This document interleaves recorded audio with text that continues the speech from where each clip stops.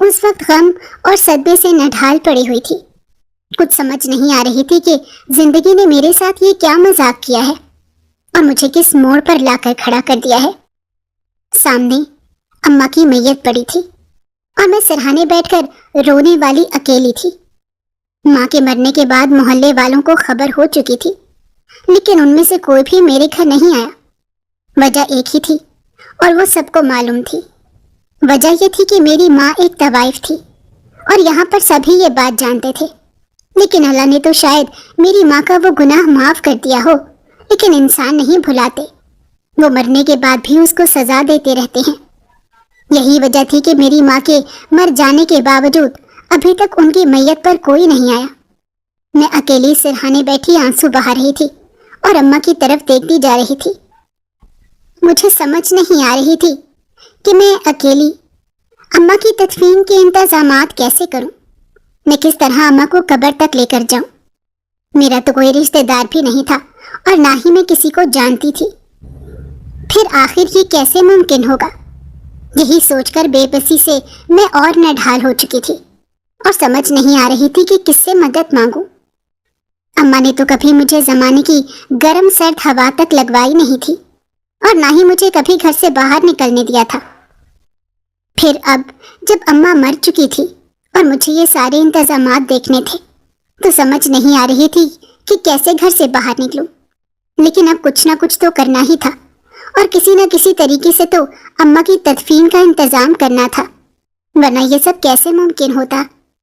इसी सोच ने मुझे उठने पर मजबूर कर दिया और मैं हिम्मत करके बाहर आई और अपने साथ वाले हमसायों का जाकर दरवाजा खटखटाया और उनसे मदद की अपील की।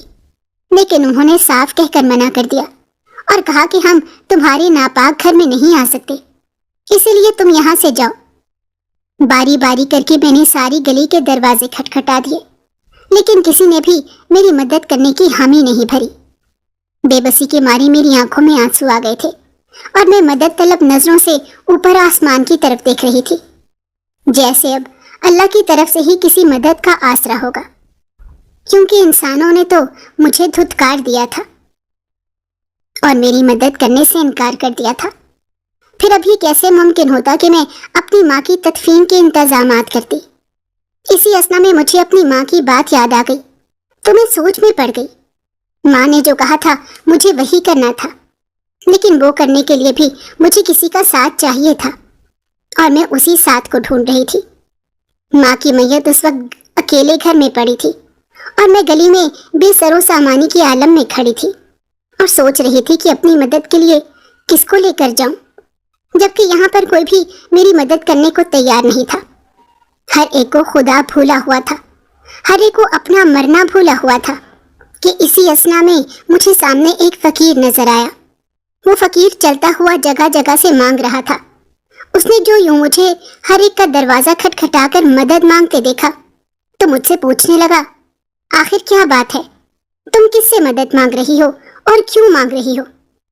मैं उस वक्त बेबसी की इंतहा पर थी और दिल को गहरा सदमा लगा हुआ था। मैंने उसके पूछने पर उसे सब कुछ सच सच बता दिया था। वो सुनकर अफसोस का इजहार करने लगा और कहने लगा, अगर तुम बुरा ना मानो तो मैं तुम्हारी मदद करने के लिए तैयार हूँ। मेरे लिए इतना ही गनीमत था कि अम्मा की चारपाई को कोई कब्रिस्तान तक ले जाने में राजी हो गया और फिर इस फकीर की मदद से मैं अम्मा को कब्रिस्तान लाने में कामयाब हो गई। लेकिन अभी मुझे कुछ देर यहाँ पर इंतजार करना था, क्योंकि अभी वो वक्त नहीं हुआ था जिसके बारे में अम्मा ने कहा था, और जब तक वो वक्त ना हो जाता मैं तब तक यहाँ से हिल भी नहीं सकती थी।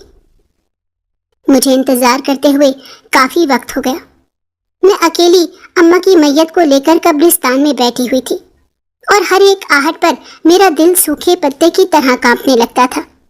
यहाँ पर मुझे बहुत खौफ महसूस हो रहा था और इर्द गिर्द इस अंदाज में देख रही थी कि समझ नहीं आ रही थी कि क्या करूं। एक पल को तो दिल किया कि वापस चली जाऊं, लेकिन माँ को इस तरह नहीं छोड़कर जा सकती थी। मुझे इंतजार करना ही था। और फिर जैसे ही 12 बजे तो एकदम से एक तरफ से कोई शोर सा बुलंद हुआ और जब मैंने वहां देखा तो एक हजूम चलता हुआ नजर आ रहा था। मेरे करीब आते ही मुझे अंदाजा हुआ कि वो सब तो میرا نام مریم ہے اور میں ایک 21 سال کی جوان لڑکی ہوں۔ میں اپنی ماں کے ساتھ اس چھوٹے سے گھر میں اکیلی رہتی تھی۔ بچپن سے ہی میں ماں کو دیکھتی آ رہی تھی کہ وہ ہمیشہ نماز اور قرآن کی بہت زیادہ پابندی کرتی تھی، ہمیشہ سر کو ڈھک کر رکھتی، اور جیسے ہی نماز کا وقت ہوتا تو اذان سنتے ہی وہ اذان کا جواب دے کر اٹھ جاتی اور وضو کر کے بڑے دل سے نماز ادا کرتی، اور نماز کے دوران ان کا چہرہ آنسوؤں سے تر ہوتا۔ وہ روتی رہتی اور اسی طرح سجدے میں چلی جاتی، اور کتنی کتنی دیر وہ سجدے سے سر نہیں اٹھاتی تھی۔ میں اماں کو جب نماز پڑھتے دیکھتی تو ان کے پاس کھڑی ہو جاتی، اور جیسے جیسے وہ کرتی جاتی تھی ویسے ویسے میں بھی کرتی جاتی۔ نماز کے مفہوم کا تو مجھے ابھی تک پتہ نہیں تھا، اور نہ ہی یہ پتہ تھا کہ اس دوران کیا پڑھتے ہیں، لیکن اماں جب نماز پڑھتی مجھے بہت اچھی لگتی، اسی لیے میں بھی ان کے ساتھ اسی انداز میں دوپٹہ لپیٹ کر کھڑی ہو جاتی۔ یہی وجہ تھی کہ بچپن سے ہی میری نماز پڑھنے کی عادت پختہ ہو گئی، اور میں بھی اماں کی طرح بڑے دل سے نماز ادا کرتی۔ اماں نے مجھے علاقے کے ایک اچھے اسکول میں داخل کروایا ہوا تھا۔ وہ خود مجھے اسکول چھوڑ کر جاتی اور خود ہی واپس لے کر آتی۔ محلے میں ہمارا کسی گھر میں آنا جانا نہیں تھا، میری بھی کوئی سہیلی نہیں تھی، مجھ سے کوئی دوستی کرتا ہی نہیں تھا، اگر کوئی کر بھی لیتی تو خود ہی ختم کر دیتی۔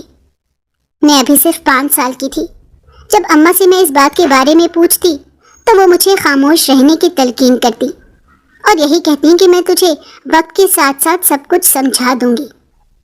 اماں کی بات پر میں ان کی طرف ناسمجھی سے دیکھتی رہتی، لیکن ایک دن تو حد ہو گئی۔ اماں مجھے اسکول چھوڑنے جا رہی تھی کہ اچانک راستے میں فقیر مل گیا اور اس نے اماں کے آگے ہاتھ پھیلا دیا۔ اماں نے اسے 10 روپے کا نوٹ پکڑایا تو اتنے میں پیچھے سے ایک عورت آ رہی تھی۔ وہ ہماری ہی گلی کی تھی اور کچھ گھر چھوڑ کر رہتی تھی۔ اس نے نفرت سے اماں کی طرف دیکھتے ہوئے فقیر سے کہا، بابا یہ نوٹ مت لینا، یہ ایک طوائف ہے اور اس کی کمائی حلال کی نہیں ہے۔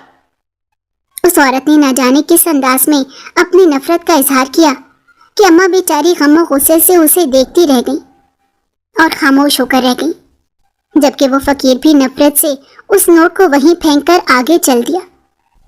میں حیران رہ گئی، مجھے فقیر کے اس طرح کے رد عمل کی توقع نہیں تھی۔ اماں نے ان دونوں کو کچھ نہیں کہا اور خاموشی سے آگے بڑھ گئی، لیکن ان کے چہرے پر غم کی کیفیت دیکھی جا سکتی تھی، جبکہ میرے ذہن میں ایک لفظ ہمیشہ کے لیے جیسے قید ہو کر رہ گیا، طوائف۔ 1-2 دن تو اماں کو اس صدمے سے سنبھلنے میں لگ گئی، اور پھر جب میں نے ان سے طوائف ہونے کے بارے میں پوچھا تو وہ کہنے لگیں کہ میں وقت آنے پر تمہیں سب کچھ بتا دوں گی، ابھی ان باتوں کے لیے تم بہت چھوٹی ہو۔ اماں مجھے نرمی سے ٹال دیتی اور پھر یہی کہتی کہ تم ان باتوں کے لیے بہت چھوٹی ہو۔ تاہم یہ لفظ میرے دماغ میں جیسے پھنس کر رہ گیا۔ میں جہاں کہیں بھی یہ لفظ سنتی تو اماں کی طرف دیکھنے لگتی۔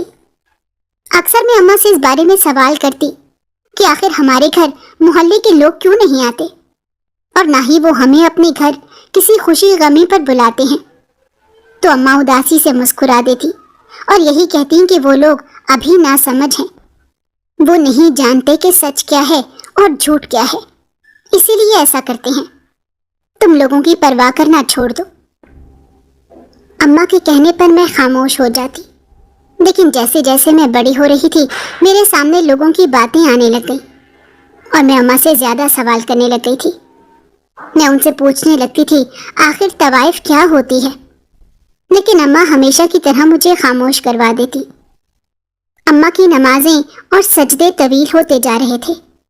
میں جیسے جیسے بڑی ہوتی گئی اماں اب زیادہ وقت جائے نماز پر ہی گزارتی اور نہ جانے رو رو کر اللہ سے کیا مانگتی رہتی۔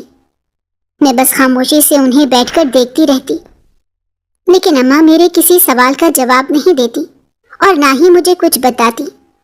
ایک اور بات جو میں نے محسوس کی تھی، مجھے آج تک یہ بات نہیں پتہ چلی تھی کہ ہمارے گھر کا خرچ کیسے چل رہا ہے۔ اماں تو کوئی کام کرتی نہیں تھی اور میرے ابا تو تھے ہی نہیں، مجھے ان کے بارے میں کچھ علم نہیں تھا۔ اماں سے جب بھی میں نے اپنے باپ کے بارے میں پوچھا تو انہوں نے مجھے ٹال دیا اور کبھی ان کے بارے میں نہیں بتایا۔ میں تو یہ بھی نہیں جانتی تھی کہ وہ زندہ بھی ہیں یا نہیں، اور اگر زندہ ہیں تو کہاں ہیں، اور وہ ہمارے ساتھ کیوں نہیں رہ رہے۔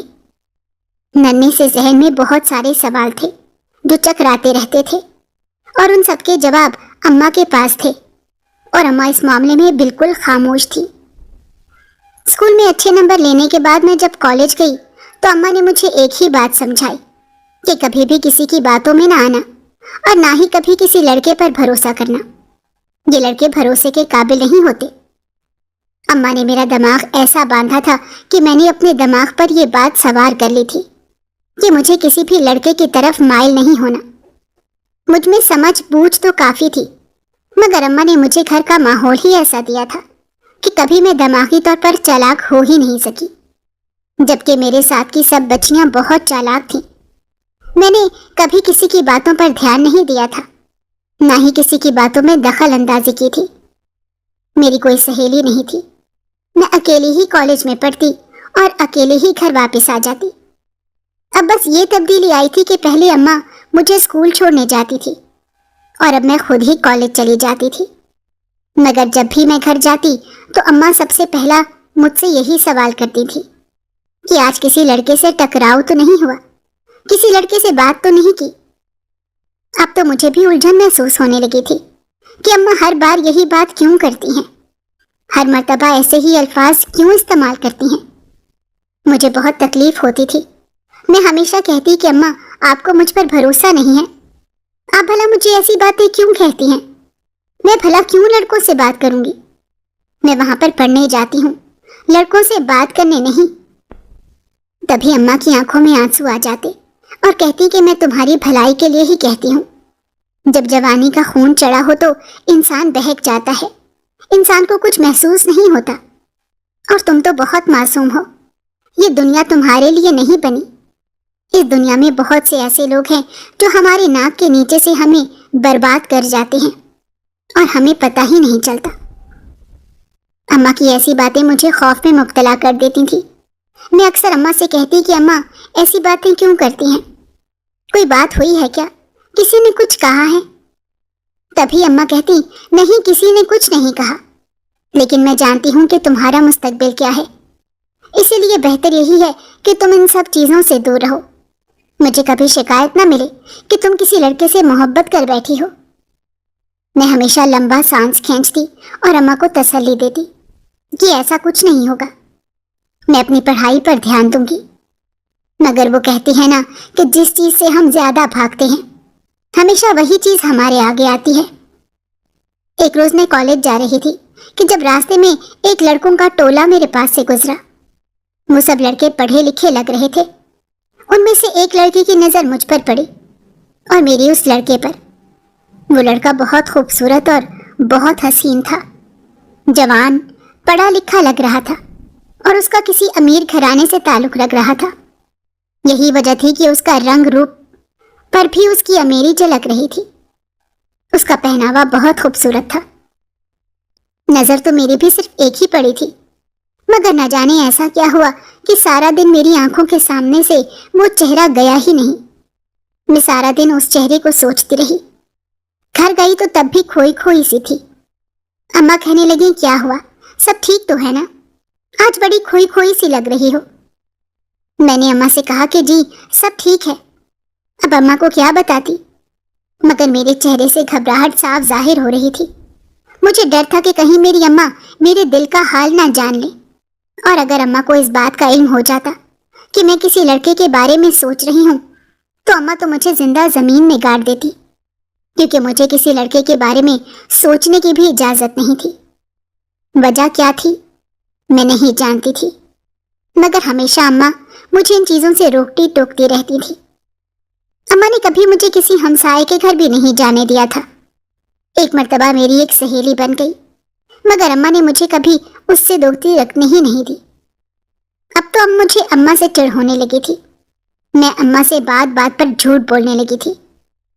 میری کالج میں ایک سہیلی بن گئی، وہ بہت امیر گھرانے سے تھی۔ میں نے اسے سب حقیقت بتائی تھی کہ میں امیر گھرانے سے تعلق نہیں رکھتی۔ اگر پھر بھی تم میرے ساتھ دوستی کرنا چاہتی ہو تو میں تمہارے ساتھ دوستی کرنے کے لیے حاضر ہوں، मगर घरों में आना जाना, एक दूसरे से राब्ता रखना, ये मेरी अम्मा को पसंद नहीं।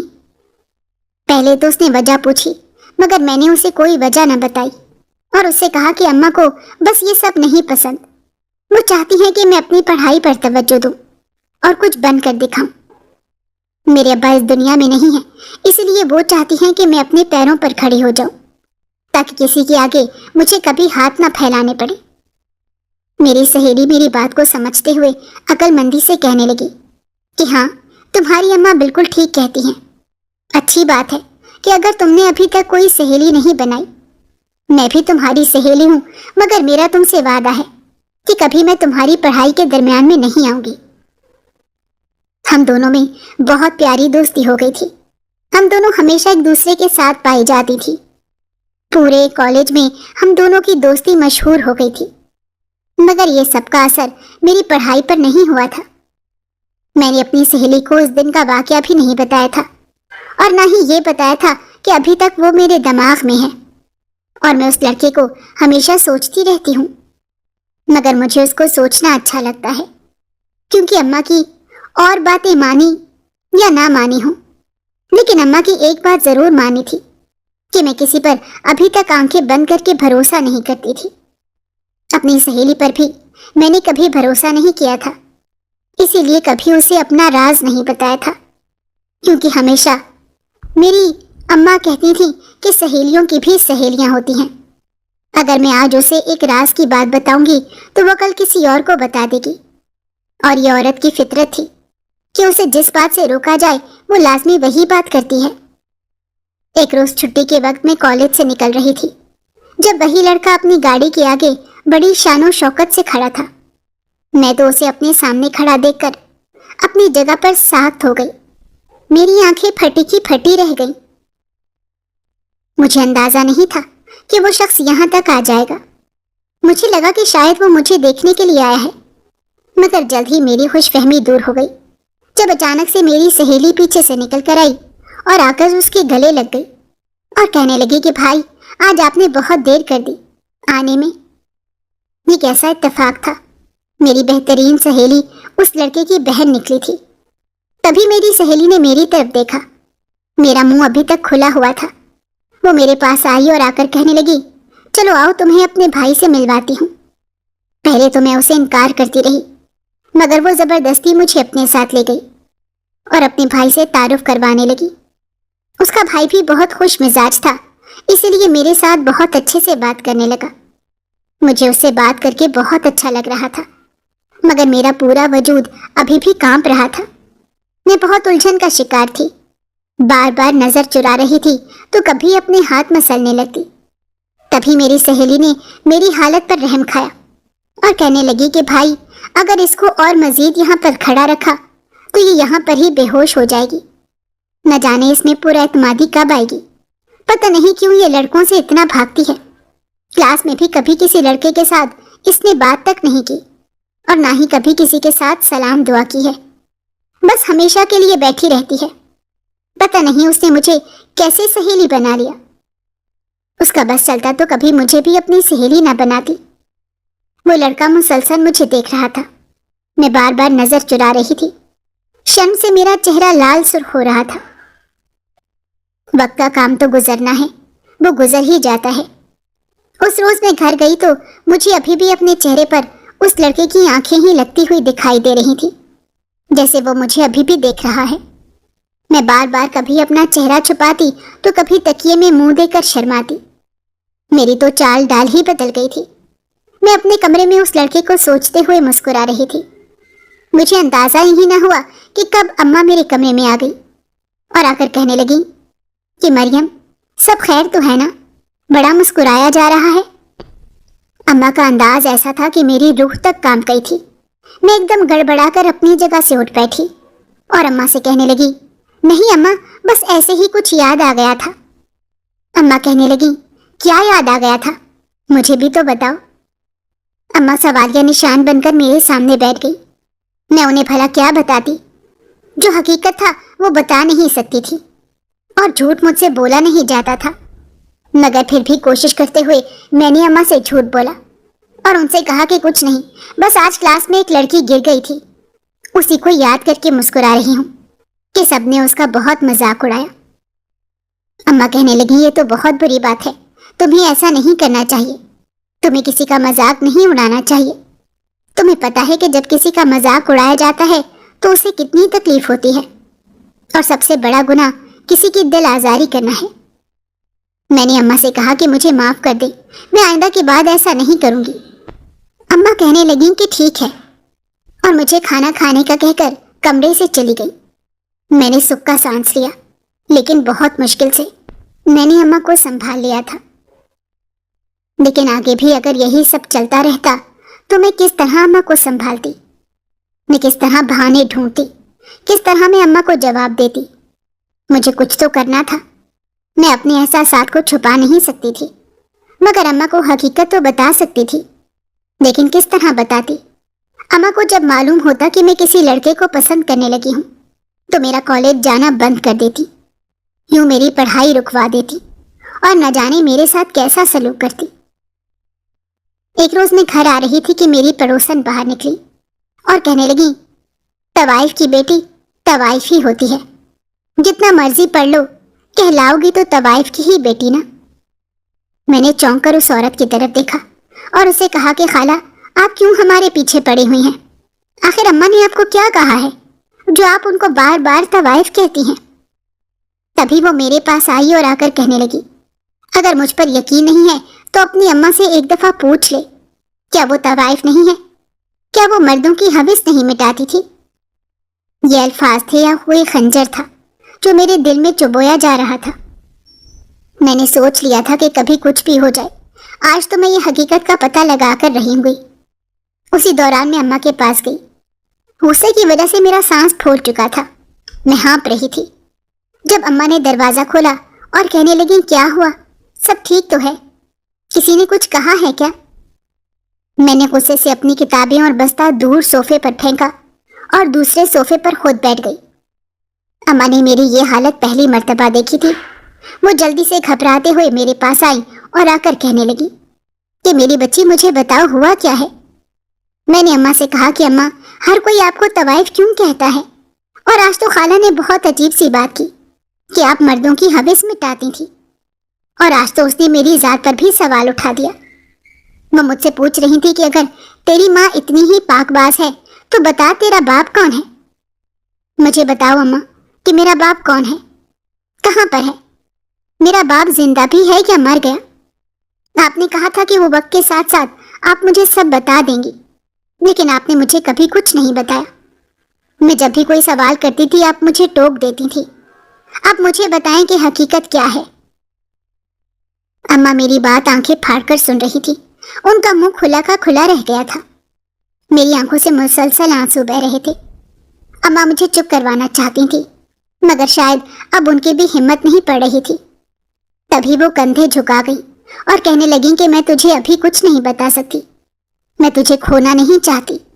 میں جانتی ہوں جب تجھے حقیقت پتہ چلے گی تو تم مجھ سے نفرت کرنے لگے گی، جیسے ساری دنیا کرتی ہے، مگر اس سب میں میرا کوئی قصور نہیں تھا۔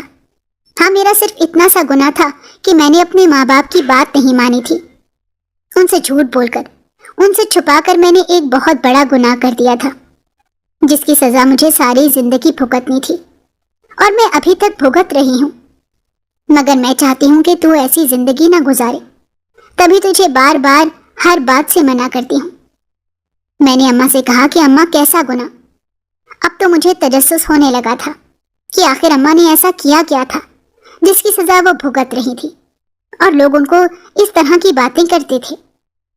اماں نے کہا کہ ابھی تیری عمر چھوٹی ہے، میں تیرے دماغ پر زیادہ بوجھ نہیں ڈالنا چاہتی، میں تیری شادی بہت اچھے گھرانے میں کرنا چاہتی ہوں، پھر میں تجھے باقی حقیقت بتا دوں گی، اس کے بعد تجھے مجھے چھوڑنا ہوا تو چھوڑ دینا، مگر ابھی میں تجھ پر ظلم نہیں کرنا چاہتی، تجھ پر کسی قسم کا بوجھ نہیں ڈالنا چاہتی۔ مگر اب تو میری بس ہو چکی تھی، میں نے اماں سے کہہ دیا تھا کہ اماں کچھ بھی ہو جائے، میں حقیقت کا جب تک پتہ نہیں لگا لیتی تب تک میں پڑھنے نہیں جاؤں گی۔ اماں میری بات پر ایک دم پریشان ہو گئی اور کہنے لگی، یہ کیسی بے وقوفی ہے، یہ کیسی باتیں کر رہی ہے؟ تمہارے سالانہ امتحانات شروع ہونے والے ہیں، تم ایسے اپنے وقت کو ضائع نہیں کر سکتی۔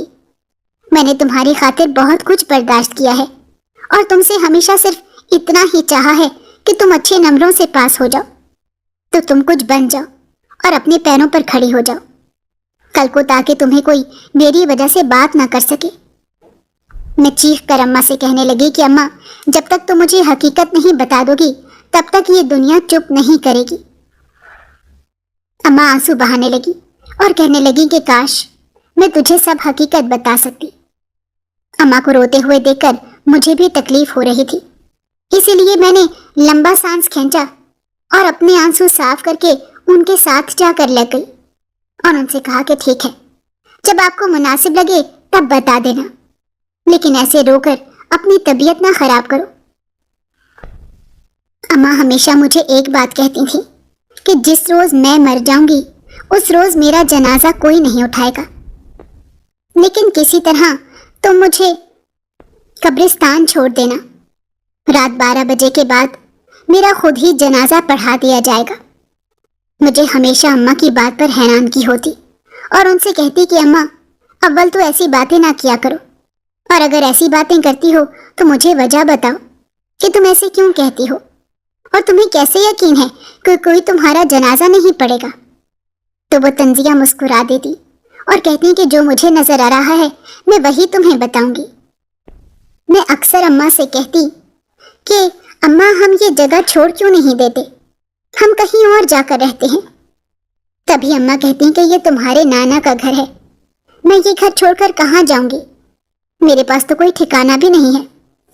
لیکن اب آدھی زندگی تو گزر چکی تھی، اسی لیے اماں یہاں سے کہیں جانا نہیں چاہتی تھی، مگر اماں مجھے کچھ حقیقت بھی تو نہیں بتاتی تھی تاکہ مجھے اس جگہ پر رہنے میں آسانی ہو، اس ماحول میں بڑھنے میں آسانی ہو۔ وقت کا کام تو گزرنا ہے اور وہ گزر ہی جاتا ہے۔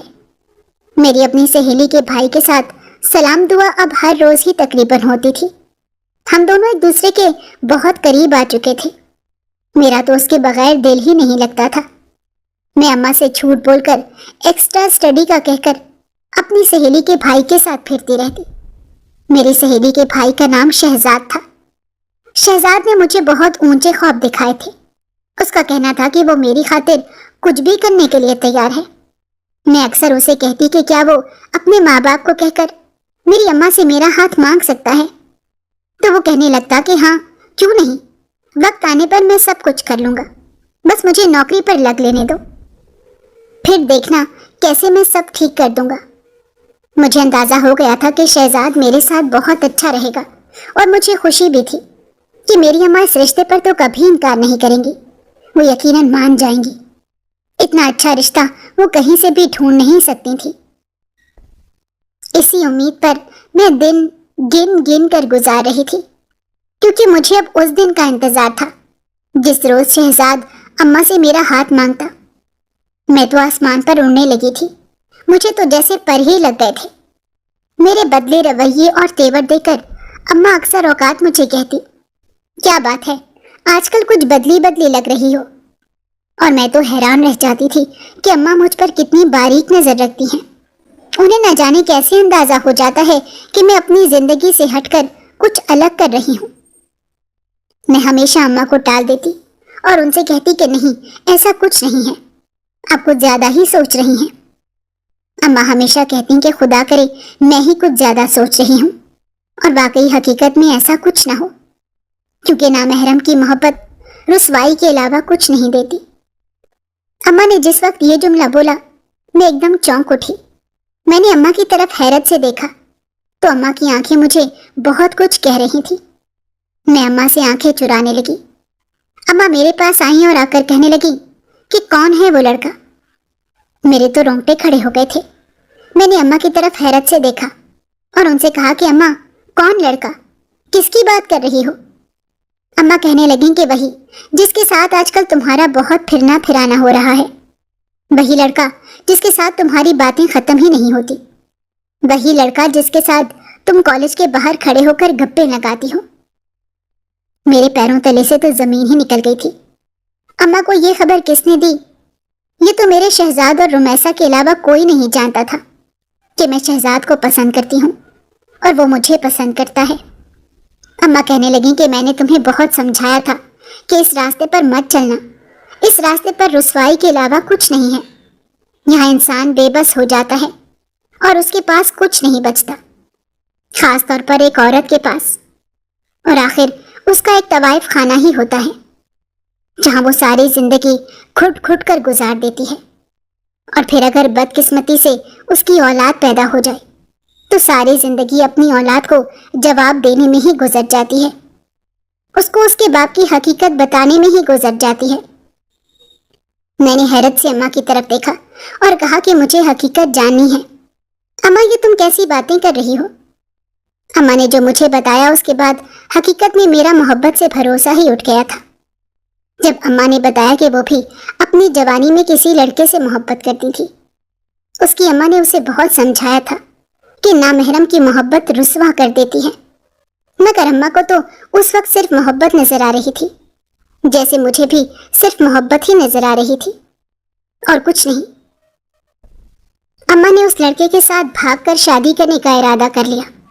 اس لڑکے نے بھی اماں کو کافی بہلایا اور ان کا سارا زیور لے کر فرار ہو گیا۔ اماں تنہا رہ گئی، گھر سے بھی بھاگ چکی تھی، کہاں جاتی؟ جب اس لڑکے نے اماں کا سارا زیور لیا اور اماں کے ساتھ زیادتی کی، اس کے بعد ان کو ایک طوائف خانے میں چھوڑ دیا، وہاں پر بیچ دیا اور اماں کے بدلے کچھ پیسے لے کر وہاں سے فرار ہو گیا۔ اس کے جانے کے 2 ہفتے بعد ہی اماں حاملہ ہو گئی اور پھر کسی شفیق انسان نے اماں کو وہاں سے خرید لیا اور ان کو آزادی دلوا دی۔ شاید اماں کو اللہ نے معاف کر دیا تھا، جس طرح وہ رو رو کر معافی مانگتی تھی، شاید خدا کو اماں پر ترس آ گیا تھا۔ مگر وہاں سے نکل آنے کے بعد اماں کی زندگی زیادہ مشکل ہو گئی۔ طرح طرح کے لوگوں کے سوالات کے جوابات دینے پڑتے تھے۔ وہ واپس اپنے اماں ابا کے پاس آ گئی۔ میرے نانا نانی بہت بوڑھے ہو چکے تھے، تبھی انہوں نے اماں کو معاف کر دیا اور اپنے ساتھ رکھنے لگے۔ اماں کے ہاتھ میں جب انہوں نے ایک بیٹی دیکھی تو انہیں اس بچی پر ترس آیا۔ وہ بچی کوئی اور نہیں، میں ہی تھی۔ اماں نے نانا نانی سے معافی مانگی، لیکن لوگوں کی باتوں نے نانا نانی کو جینے کے قابل نہیں چھوڑا تھا، اسی لیے وہ یہ سب برداشت نہ کر سکے اور اس دنیا سے رخصت ہو گئے۔ اس کے بعد اماں نے مجھے سنبھال سنبھال کے رکھا، لوگوں کی باتیں سنی، مگر مجھے کبھی تنہا نہیں کیا۔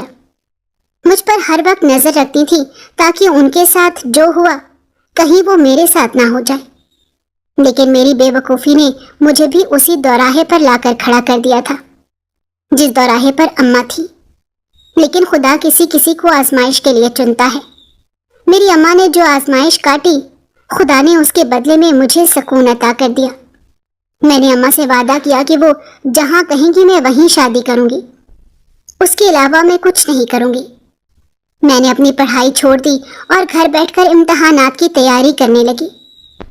امتحانات دینے کے لیے میں اکیلی پردہ کر کے چلی جاتی تاکہ کسی کو پتہ نہ چلے کہ یہ میں ہوں۔ شہزاد اپنی بہن کو چھوڑنے آیا ہوتا تھا، مگر میں اس سے چھپ چھپا کر، اس سے بچ کر گھر آ جاتی۔ میں نے اماں سے وعدہ کر رکھا تھا۔ ایک روز اماں کی حالت بہت خراب ہو گئی۔ اماں کہنے لگی کہ میرے پاس زیادہ وقت نہیں ہے۔ اماں کو ایک بہت بری بیماری لگ گئی تھی، جو بیماری تھی تو پہلے سے ہی، مگر اب اس نے اپنے اثرات دکھانا شروع کر دیے تھے۔ آہستہ آہستہ اماں بستر پر آ گئی۔ میں ہر وقت ان کے پاس رہتی، ان کی خدمت کرتی رہتی اور روتی رہتی اور ان سے کہتی کہ اماں مجھے تنہا کر کے نہ چھوڑ کے جانا۔ ایک روز میں اماں کے سرہانے لیٹی ہوئی تھی جب اچانک اماں کی عجیب و غریب آوازوں سے میری آنکھ کھلی۔ میں جیسے ہی اٹھ کے بیٹھی تو اماں کی زبان ہونٹوں سے باہر تھی اور آنکھیں الٹی ہو چکی تھی۔ میں چیخ چیخ کر اماں کو پکارنے لگی، مگر اماں نے آواز نہ دی۔ اماں اس دنیا سے جا چکی تھی اور اماں کا اس دنیا سے جانا میری زندگی کو ہلا کر رکھ دیا تھا۔ سب محلے والوں کو خبر ہو چکی تھی، مگر کوئی اماں کے چہرے کو بھی دیکھنے نہیں آیا تھا۔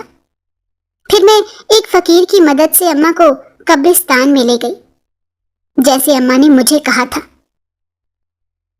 میری طوائف ماں کا انتقال ہوا تو کوئی بھی جنازہ پڑھانے کو تیار نہیں تھا، لیکن اچانک ہی مجھے ماں کی بات یاد آئی کہ میری میت کو رات کے 12 بجے قبرستان لے جانا، جنازہ پڑھانے والے خود ہی آ جائیں گے۔ اب میں نے ایک آدمی کی مدد سے اپنی ماں کی میت اٹھائی تو سارے گلی والے حیران رہ گئے، مگر آگے بڑھنے کی کسی کے اندر ہمت نہیں تھی۔ جانے والا تو چلا گیا تھا، مگر پھر بھی اس کی ذات پات کو لے کر جانے کیوں محلے والوں نے باتیں بنانا شروع کر دی۔ میں نے لوگوں کو نظر انداز کیا اور اماں کو قبرستان میں لے گئی۔ مجھے انتظار تھا ان لوگوں کا جنہوں نے آنا تھا۔ پھر میں رات کے 12 بجنے کا انتظار کرنے لگی۔ دور دور تک سناٹا چھایا ہوا تھا، لیکن اچانک ہی میں نے لوگوں کا ایک گروہ آتا ہوا دیکھا۔ جیسے ہی وہ نزدیک آئے تو میرے ہوش و حواس فنا ہو گئے، کیونکہ وہ تو سب طوائف خانے کے لوگ ہی تھے، مگر ان میں ایک جانا پہچانا چہرہ بھی تھا۔ اماں نے مجھے ابا کی ایک مرتبہ تصویر دکھائی تھی جب وہ کافی بیمار تھی۔ ہاں، یہ وہی شخص تھا، یہ میرا باپ ہی تھا جس نے میری ماں کو دھوکہ دیا، انہیں تکلیف میں رکھا۔ یہ یہاں پر کیا کر رہا تھا؟ طوائف خانے کے لوگ آئے گئے اور اماں کی میت کا جنازہ پڑھانے لگے۔ ان میں میرا باپ بھی شامل تھا۔ وہ چند لوگ ہی تھے جنہوں نے اماں کا جنازہ پڑھایا اور اس کے بعد ان کو دفنا دیا گیا۔ میرا باپ میرے سامنے آیا اور آ کر میرے سر پر ہاتھ رکھنے ہی والا تھا کہ میں جھٹ سے پیچھے ہو گئی اور اس سے کہا کہ مجھے چھونا مت، مجھے نفرت ہے تم جیسے انسان سے جس نے عورت کا ناجائز فائدہ اٹھایا۔ تمہیں شرم کیوں نہ آئی؟ تمہیں تو ڈوب کر مر جانا چاہیے تھا۔ تبھی وہ پھوٹ پھوٹ کر رونے لگا اور کہنے لگا کہ میں نے جو تمہاری ماں کے ساتھ کیا، مجھے اس کا بدلہ مل گیا ہے۔ میں نے دنیا میں ہی اس کا بدلہ پا لیا ہے۔ مجھے معاف کر دو، میں تمہارا بھی قرضدار ہوں۔ تمہاری ماں سے تو معافی مانگنے کا موقع نہیں ملا، مگر تم تو مجھے معاف کر سکتی ہو نا۔ میں نے اپنے ابا سے کہا کہ نہیں، میں تمہیں کبھی معاف نہیں کروں گی۔ تم نے میری اماں کو بہت تکلیف دی ہے، وہ اس تکلیف کے قابل نہیں تھی۔ وہ تو اتنی صابر عورت تھی، اتنی نیک تھی، لیکن تم نے ان کو داغدار کر دیا، نہ صرف ان کو بلکہ مجھے بھی۔ اگر اماں نہ بتاتی تو مجھے کبھی پتہ ہی نہ چلتا کہ میرا اصلی باپ کون ہے۔ آخر کیوں کیا تم نے ایسا؟ میں نے کیا بگاڑا تھا؟ میری ماں نے تمہارا کیا بگاڑا تھا؟ یہ تم حقیقت نہیں جانتے تھے کہ جو تم نے گھٹیا حرکت کی ہے اس کے بعد اس کا انجام کیا ہو سکتا ہے۔ میں اس کو باتوں پر باتیں سنا رہی تھی، وہ خاموشی سے میری باتیں سنتا جا رہا تھا۔ میں نے اسے کہہ دیا تھا کہ آج کے بعد میرے سامنے مت آنا، ورنہ میں نہیں جانتی کہ میں تمہارے ساتھ کیسا سلوک کروں گی۔ اتنا کہہ کر میں قبرستان سے نکل آئی۔ رو رو کر میرا برا حال ہو چکا تھا۔ میں اپنے گھر آئی اور گھٹنوں پر سر رکھ کر رونے لگی۔ اماں کا جانا مجھے اکیلا کر گیا تھا، مگر میں جانتی تھی کہ مجھے اپنے ہی بل بوتے پر جینا ہے۔ میں نے اسی روز فیصلہ کر لیا تھا کہ میں شادی نہیں کروں گی، کسی مرد پر تو بھروسہ کسی صورت نہیں کروں گی۔ اور پھر میں نے اپنی محبت کو ادھورا چھوڑ دیا۔ میں نے اچھی نوکری شروع کر دی جس سے مجھے بہت منافع ہوا۔ آہستہ آہستہ میں نے عزت کمانا شروع کی، اور پھر بے شک رب کی ذات عزت دینے والی ہے۔ میری ماں ساری زندگی عزت کے لیے ترس گئی، مگر خدا کا شکر تھا کہ اس رب نے میرے لیے عزت رکھی تھی۔ میں جس جگہ کام کرتی تھی وہاں میرے آس پاس کے لوگ میری بہت عزت کرتے تھے۔ اب تو محلے والے بھی مجھ سے اچھے سے سلام دعا لینے لگے تھے۔ اب کسی کو کوئی فرق نہیں پڑتا تھا کہ میں کس کی بیٹی ہوں۔ وجہ صرف میرا کاروبار تھا، میرا کام تھا، جس نے میری شخصیت ہی بدل دی تھی۔